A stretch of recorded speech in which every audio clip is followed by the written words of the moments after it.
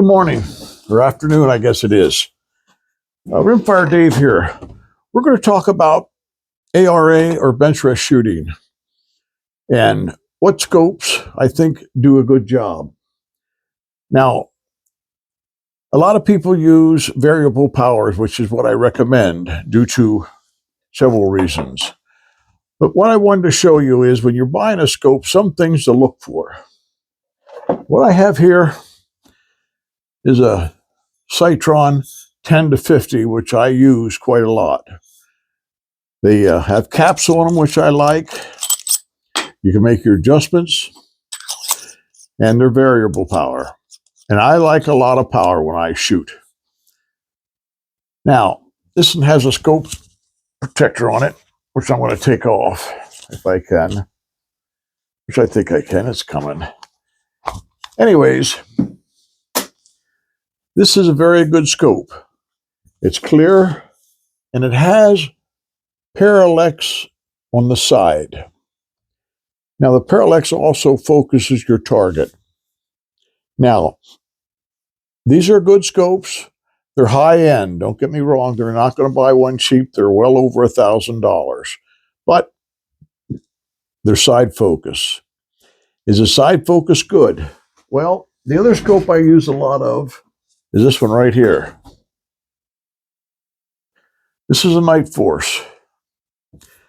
Called a Nightforce BR. It's a BR for a reason. It's a bench rest scope.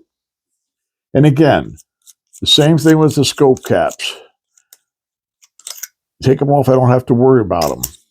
When I adjust it, they're there. Do I take them off during a match? Absolutely. But there's no side focus. The focus is out here. You turn this outer ring. Now the difference, this scope here is just a little bit more than that one. But this here, you can focus it right down onto a fly's wings and determine them and look at them clearly. Can you with this one? The thing about it is it's so hard to turn this small wheel so minute. So when you're buying a scope, you want to look and see where the focus is at for the different yardages. And I know there's indicators on here that says 50s, 100, 200. They're just to get you close. You want to grab a hold of that and you want to focus it for your eye. Now, the other thing I look for is this end. These both have quick focuses on it. That means they turn. And therefore adjusting the crosshair to get it very clear and sharp. So which one do you do first? Well, naturally you do the crosshair first. You look at it, and you turn that rear until it's crystal clear, that crosshair is sharp, and you can definitely see definition. After that, then you go to the side focus and focus on the target. These all have dots in them until I can see that dot crystal clear, and we're shooting at a target that has a dot on it. So I want to be able to see clearly. I shoot both of these around 40 power to start.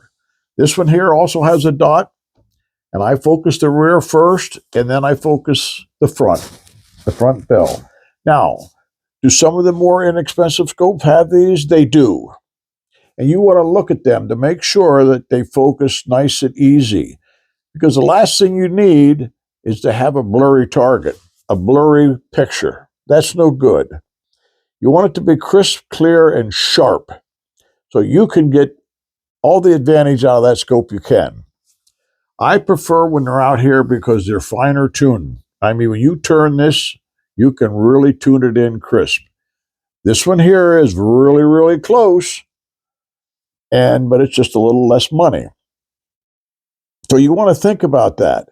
It's better to buy one good scope than have five that they're okay, you know. Do I move them from gun to gun? Well, not usually. What happens is I've been doing this a long time. This scope here is probably 15 years old. This one is probably about 8, maybe a little more. So I try to buy one a year scope. And I don't sell scopes. I'm in the market to sell scopes. So I probably have 5 or 6 of these and 5 or 6 of these in the last 15 years. I try to buy a good scope every year. Now, have I bought more expensive scopes? Absolutely.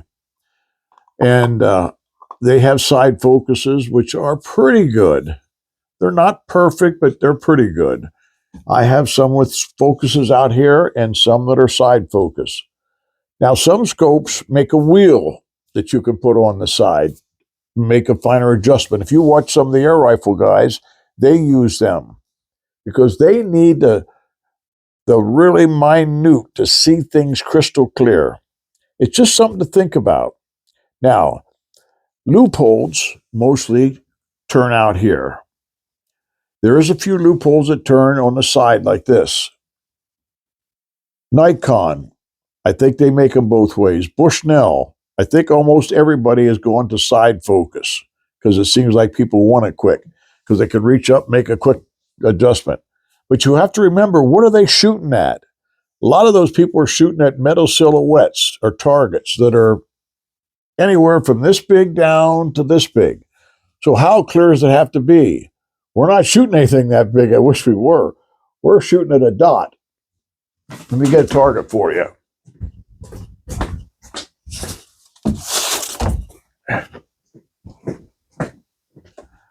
There you can see we're shooting at them dots in the center.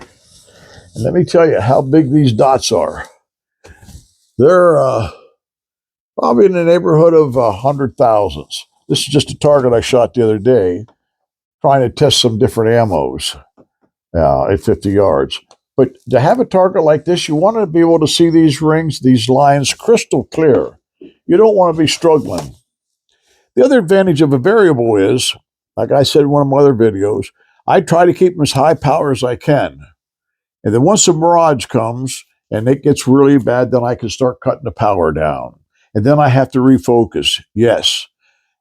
As the sun moves, the wind changes, the temperature change, and you shoot an ARA match, you'll start at 9 o'clock in the morning and you'll be shooting until 2 or 3. Are you going to have to refocus? Absolutely. Are you going to have to redo your crosshair clarity? Absolutely. That's why they put these on there so they're turned, because you have to change them. And new shooters, you have to understand that you can't go there and say, my gun's sighted in. It's only sighted in for the last time you shot it, because things have changed. The temperature's different. The wind's different. The sun's in a different place. Humidity's different. The bench is different. Everything's different. So is it going to shoot? There's a possibility, but it's probably not going to happen. So be ready to have your caps off and be ready to make adjustments. And get ready. That's why they put sighters all the way down here and all the way down here on these targets. So just because you're a bench rest shooter, you got to compare it to what you're shooting. Some of the IBS targets are a little bigger than this. PSL targets are tough. There are no easy targets in bench rest. There's nothing easy about it. So you want to take all the advantages you can. And I'm going to say this again, which I've said it before. You can buy yourself a run-of-the-mill, easy on your pocket rifle, 22. You don't have to buy these $4,000 ones. You can get away with a lesser one. But put your money in your optics, because that's going to make a difference. You could take the best gun in the world and put a $200 scope on it. It ain't going to shoot as good as a mediocre priced rifle when you put one of these high-end scopes on it. And these high-end scopes, you'll take care of them, because they are definitely, the resale value of these is excellent. You see these, they sell for like $1,450 new. I see ones that are 10, 15 years old. Guys want $1,250 for them. So the guy's used it for 6, 8 years, and he's only out $200. And I know he's got $200 worth of use out of it. So you want to think about that when you get into this game. How much do I want to spend on my equipment? And you can buy a run-of-the-mill rifle like the Tikkas, the CZs, MTRs, or a Bergara. Put yourself a good scope on it. And I think you'll be very, very pleased with it. Put the best scope that you can afford. And if you can afford to wait and buy a better one, that's what I would do. Now, these are just my recommendations, but look at them. When you look at a scope, see if it focuses out here or on the side. The side focuses, usually are a little more tougher to get it crisp. These are much better. So just listen to what I have to say. Take what you like.